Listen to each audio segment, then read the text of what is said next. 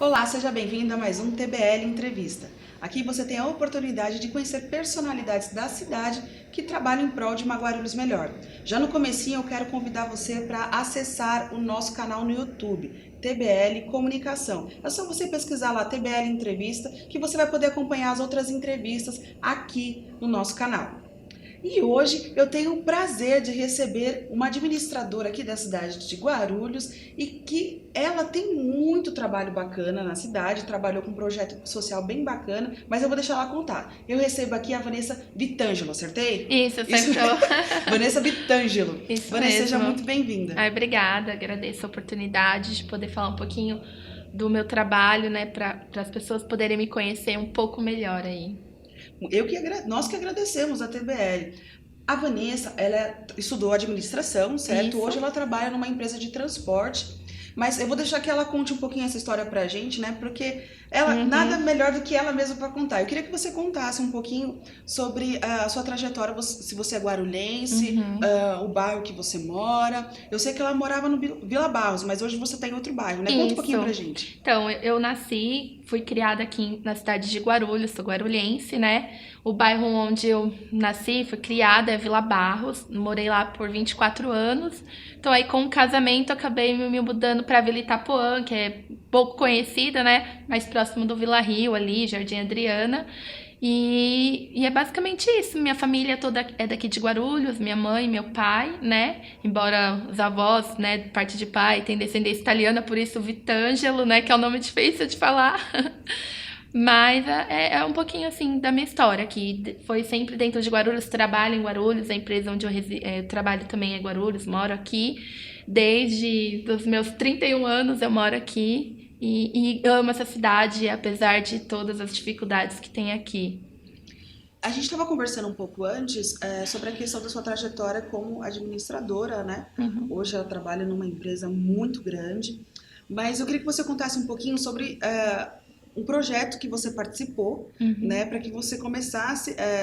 Assim, você já tinha começado a faculdade, mas Uhum. você entrou no projeto um semestre depois da faculdade para que ajudasse. Eu queria que você contasse um pouquinho sobre isso, como foi A minha entrada. o início da sua carreira estudantil e contasse um pouquinho sobre o projeto. Uhum. Então, o meu início na faculdade, ele foi bem assim, como eu falei aqui, na fé mesmo, porque meu pai é motorista de ônibus, minha mãe é cabeleireira, então assim, foi com muita batalha, com muita luta. Então, logo no primeiro semestre eu senti a dificuldade de pagar a faculdade, porque eu ainda estava no início do meu trabalho profissional. E aí eu tava conversando com um amigo, falei, eu acho que eu vou desistir porque eu não vou conseguir pagar, tô pagando com muita dificuldade. E aí ele me falou, comentou comigo que estava iniciando um projeto que era do governo, Escola da Família, e que através dele eu poderia prestar um serviço social aos finais de semana, sábado e domingo, né? Era das 9 às 5 da tarde. E aí onde eu teria essa bolsa de estudo 100% paga, desde que, lógico, tinha algumas regras de não ter falta, né? Férias era somente em dezembro mesmo, a partir de janeiro já retornava ao trabalho. Enfim, aí a partir desse trabalho eu consegui terminar minha faculdade, foram 3 anos e meio, e foi onde me despertou esse lado social, de trabalhar com crianças, parte de educação, porque dentro desse projeto você trabalha com as suas habilidades. Eu sempre tive muita habilidade com criança para ensinar, então tinha algumas habilidades com informática. Então a gente sempre dava aula de alguma coisa que fosse fazer a diferença, porque eram crianças carentes, era num bairro bem carente, e isso vocês não têm ideia, assim, a alegria das crianças de ver a gente ali, cada um dando uma aula de esportes, outro de uma aula de informática, crianças que nunca tiveram acesso a um computador, a alegria deles de poder entrar numa internet. E às vezes tinham crianças que ficavam o dia inteiro com a gente lá, a gente meio que fazia o papel de pai, de mãe, de irmão, conversava, assim, fazia algumas atividades onde a gente podia conversar, saber um pouquinho da vida das crianças. Seu pai. Meu pai, eu não sei onde tá. Minha mãe tá trabalhando. E assim, crianças muito pequenas que, se não tivesse esse projeto, estaria onde? Na rua, né? Então a gente era um trabalho muito gratificante, porque a gente sabia que aquele tempo que a criança estava ali com a gente, eles estavam aprendendo alguma coisa, eles não estavam na rua, né?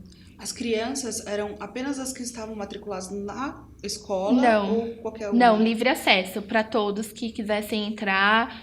A gente não era só crianças matriculadas, tanto que tinha criança que vinha bem pequenininhas, de fralda, que vinha acompanhada às vezes com um irmãozinho menor, assim, menor não, um pouquinho maior, pouca coisa.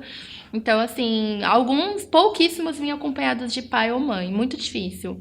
Como é que era Vinham, esse projeto, esse processo de você tinha que comprovar que você era estudante, estava em uma matricular. determinada faculdade? Como é que era esse processo de escolha? Isso, a Porque gente até então você comentou comigo que era muito era difícil muito o acesso concorrido. antes, né? No início desse projeto, por ele pagar 100% da bolsa de estudo, ele era muito concorrido. Eu tive, assim, sorte, foi mesmo, porque eles faziam uma seleção. Eles pegavam todos os comprovantes de pagamento, sua renda, olerite, tudo que tinha, para você comprovar que você realmente tinha dificuldades de pagar a faculdade. Já começava o processo dessa forma. Ou seja, os beneficiados seriam sempre aqueles que tinham menores condições de se manter realmente na faculdade. Se você tinha uma segunda renda ou às vezes algum auxílio de uma outra pessoa, você já ficava pro final da fila. E eu, assim, logo no primeiro mês eu consegui entrar. E até esse meu amigo que me indicou, ele tinha demorado 6 meses para entrar.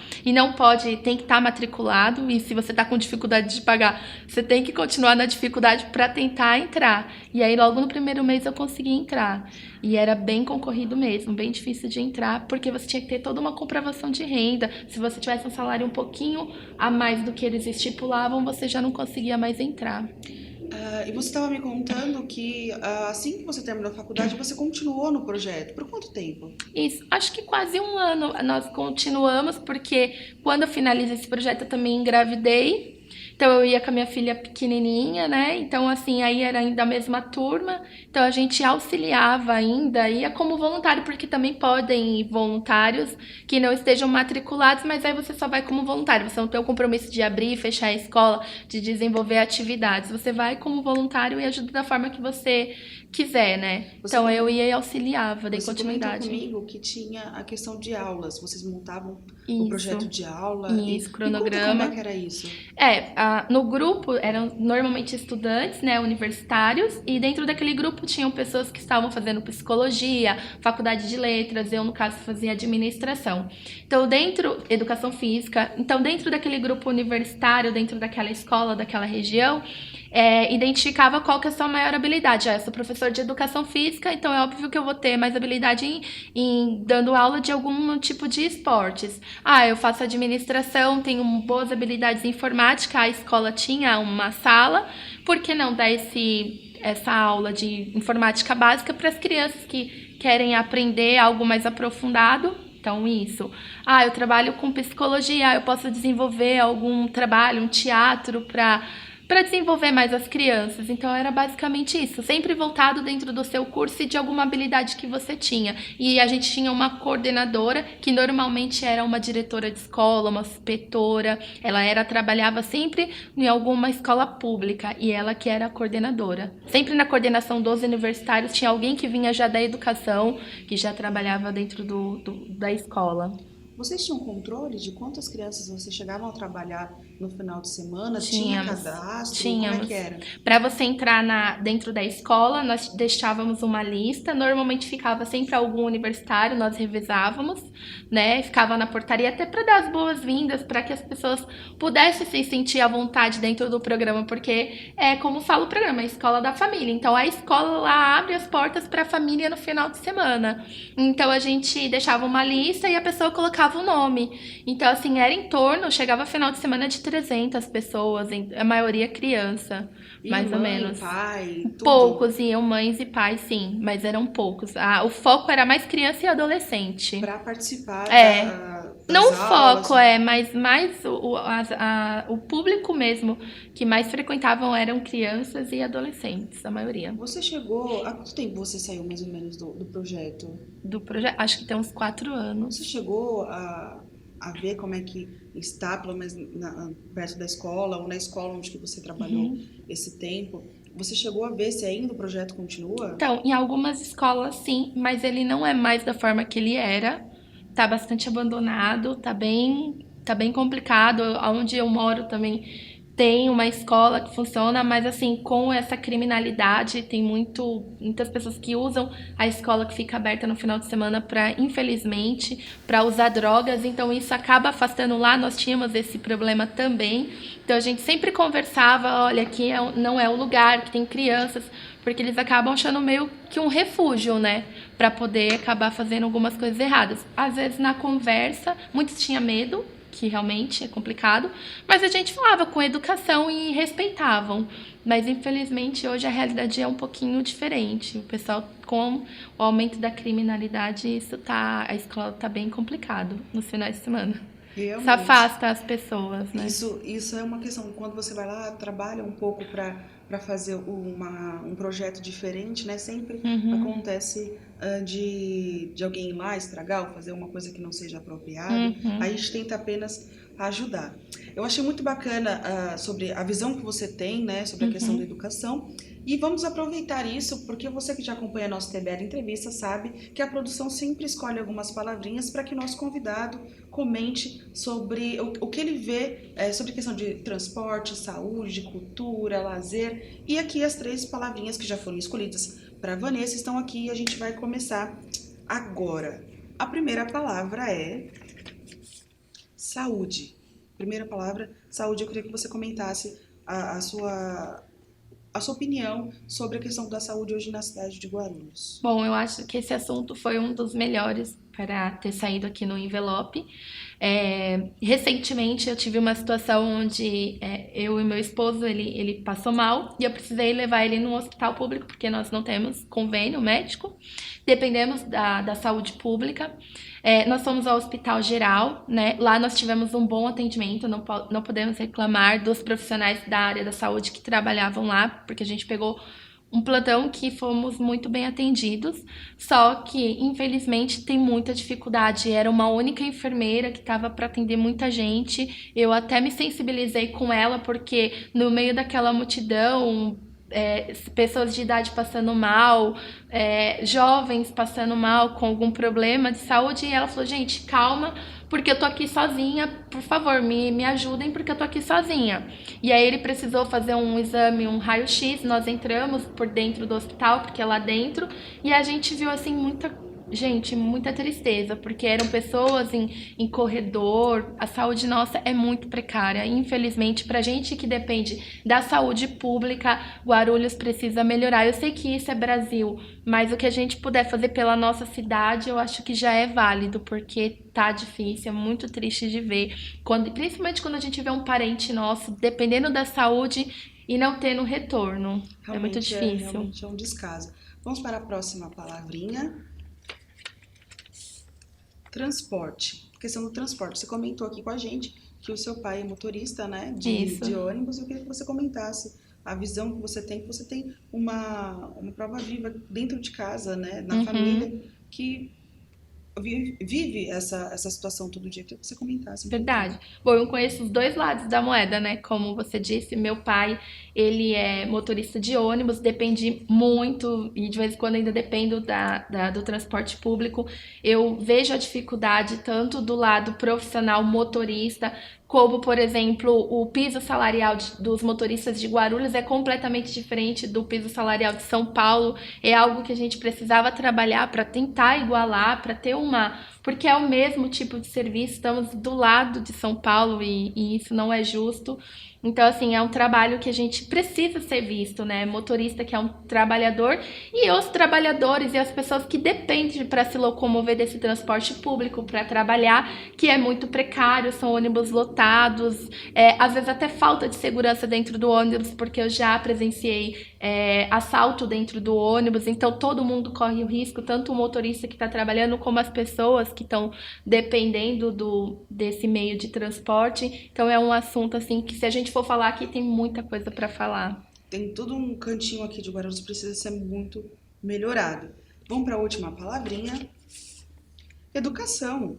A gente estava conversando sobre isso agora. Verdade. A questão da educação hoje aqui na cidade. Sim, como a gente já tinha até um pouco conversado, e eu sempre converso com as pessoas que estão no meu meio, a educação eu acho que é um dos pontos mais importantes que se tem. Por quê? Porque quando você é criança, você começa a tua educação e a criança é o futuro, é o nosso futuro. Então, tudo que ela aprender vai ser o que ela vai levar para a vida. Então, eu acho que investimento na educação é um dos maiores, é o mais válido de todos. Você preparar uma pessoa para o futuro, ter uma escola adequada, a mãe que trabalha, que eu sou mãe, sei a dificuldade que é para você deixar um filho, para você poder ir trabalhar. Conheço muitas mães que não têm onde deixar o filho, que se pudesse teria um trabalho digno. Então, se tem uma creche onde a criança está aprendendo, convivendo com outras crianças, a gente vê que a gente iria ter um futuro melhor. Então, acho que a educação, assim como também a saúde, o transporte, é algo assim muito importante que a gente precisa rever, principalmente na nossa cidade de Guarulhos. A gente precisa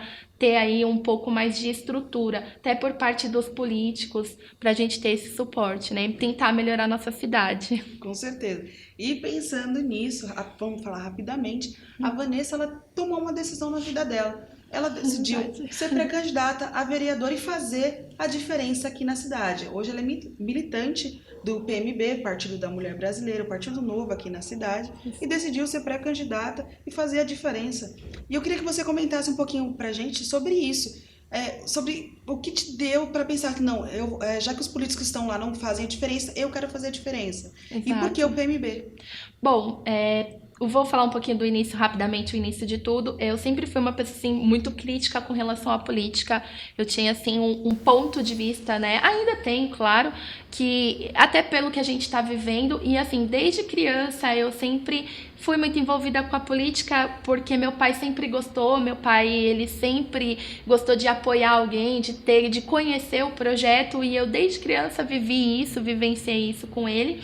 E aí, no decorrer, com os trabalhos sociais, isso acabou gerando até mais revolta de você trabalhar, às vezes, por projetos da igreja, que eu já trabalhei, esse projeto da Escola da Família, e você vê que as pessoas carentes são abandonadas, não tem nenhum suporte, não tem nenhum tratamento diferenciado, é bem complicado. Então, meu pai, conversando comigo, a gente em conversa em família, ele falou assim: Vanessa, já que você critica tanto, por que não tentar? Eu não, pai, eu não vou conseguir, porque eu tenho muita coisa que eu não concordo.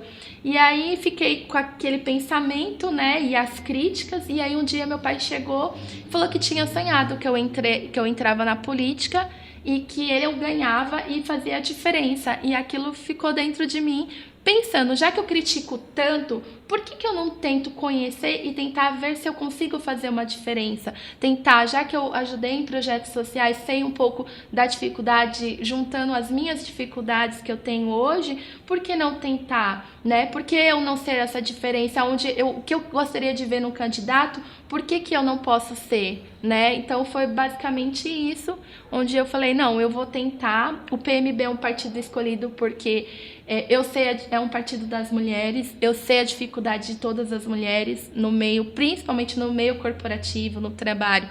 Há preconceito, sim, há preconceito de todas as formas. Então é uma bandeira que eu quero levantar: educação, saúde, transporte, mulheres.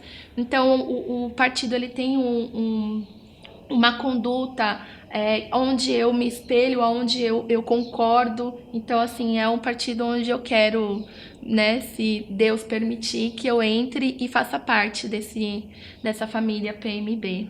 Exatamente. Vanessa, infelizmente nosso programa já está acabando, é muito rápido, o papo tá muito legal. Eu queria deixar para você aqui um minuto, para você deixar o seu contato, deixar que as pessoas entrem em contato com você, né, para ter esse livre acesso, né, de troca de ideias e tudo mais. Aqui um minuto para você aqui. Gente, quem concordar com as minhas ideias, quem achar que eu tenho esse perfil aí para levantar uma bandeira e lutar pelas mulheres, saúde, educação, transporte, o meu contato, posso passar o meu telefone.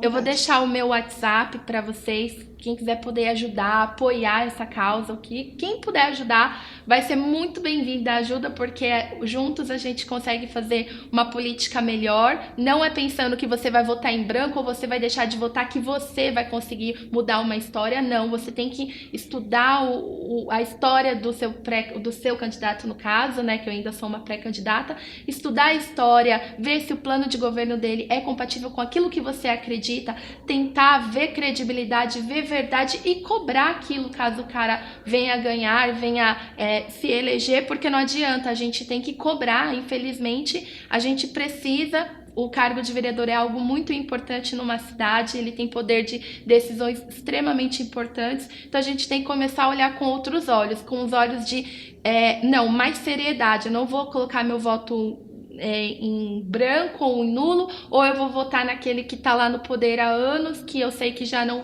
faz mais nada. Vamos acreditar em pessoas novas, em pessoas que têm boas ideias, que vão correr atrás de melhorias para nós e para nossa cidade. Então eu vou deixar meu WhatsApp, quem aí apoia essa causa e puder dar uma força, ele é o 99345-4606. O meu e-mail é Vanessa Vitangelo, meu nome e sobrenome tudo junto, @ig.com.br. Gente, muito obrigado. Obrigado, Jéssica, pela oportunidade. E espero que a gente consiga fazer uma Guarulhos melhor. Imagina, eu que te agradeço, a TBL tudo agradece. Você que chegou agora e acabou perdendo essa entrevista maravilhosa aqui, não fica triste não, porque vai ter outras reprises aqui no canal 58, os horários estão aqui embaixo, é só você acompanhar. E se você chegou na última reprise, também não se preocupa, é só você entrar lá no nosso canal no YouTube, o TBL Entrevista, TBL Comunicação, e ver nossos posts também no Facebook. E não se esqueça, agora a gente está com um site, www.tblcomunicação.com.br. Esse programa fica por aqui e até a próxima.